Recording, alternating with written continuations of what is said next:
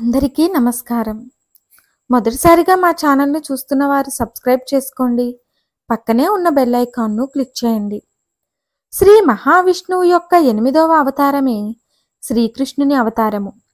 భగవద్గీత ద్వారా శ్రీకృష్ణుడు సమస్త మానవాళికి గొప్ప సందేశాన్ని అందించాడు. నిజానికి భగవద్గీతలో కృష్ణుని బోధనలను ఇప్పటి విద్యార్థులకు అలాగే ఉద్యోగులకు మోటివేషనల్ స్పీచెస్లో వివరిస్తున్నారు కూడా. అంతటి ప్రాధాన్యత కలిగినవి శ్రీకృష్ణుని బోధనలు. మానవాళిని అన్ని రకాల బాధల నుంచి రక్షించేవాడని శ్రీకృష్ణుణ్ణి కొలుస్తారు. అయితే శ్రీకృష్ణుని మంత్రాలు, వాటి అర్థాలు కొన్ని, వాటిని జపించడం వల్ల కలిగే లాభాలను తెలుసుకుందాం. శ్రీకృష్ణుని మహామంత్రం హరే కృష్ణ కృష్ణ కృష్ణ హరే హరే, హరే రామ రామ రామ హరే హరే. ఈ మంత్రంలో శ్రీ మహావిష్ణువు అవతారాలైన శ్రీరాముడిని అలాగే శ్రీకృష్ణుడిని స్తుతించడం జరిగింది. మానవాళికి విముక్తిని ప్రసాదించే శ్రీ వాసుదేవునికి నమస్కారాలను తెలియచేయుచున్నాను అని దీని అర్థం. కృష్ణ భక్తి మంత్రం జై శ్రీకృష్ణ చైతన్య ప్రభు నిత్యానంద శ్రీ అద్వైత గదాధర్ శ్రీ వాసడై గౌర్ భక్తావృంద. ఈ మంత్రంలో శ్రీకృష్ణుడి గొప్ప భక్తుల గురించి ప్రస్తావించబడి ఉంది. వారి ఆశీస్సులను కూడా అందించమని ప్రార్థించడం జరిగింది. కృష్ణాష్టకం వసుదేవ సూతం దేవం కంస చానూర మర్దనం దేవకీ పరమానందం కృష్ణం వందే జగద్గురుం.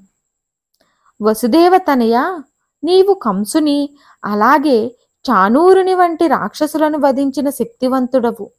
దేవకీ మాతకు పరమానందాన్ని కలిగించావు.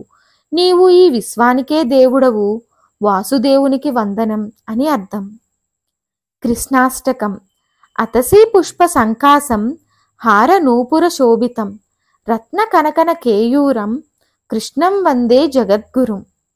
అతసీ పుష్పాలను అలంకరించుకొని కడియాలతో అలాగే దండలతో మెరుస్తున్న వాసుదేవుడు కుడి చేతికి రత్నాలతో చేయబడిన కడియాలు వేసుకున్నాడు.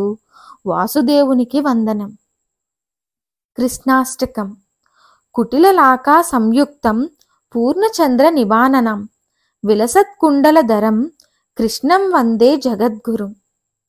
శ్రీకృష్ణుని కురులు నల్లగా నిగనగలాడుతున్నాయి.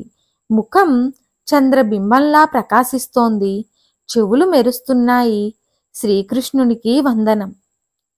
కృష్ణాష్టకం మందారగంధ సంయుక్తం చారుహాసం చతుర్భుజం బర్హి పింజావ చూదంగం కృష్ణం వందే జగద్గురుం.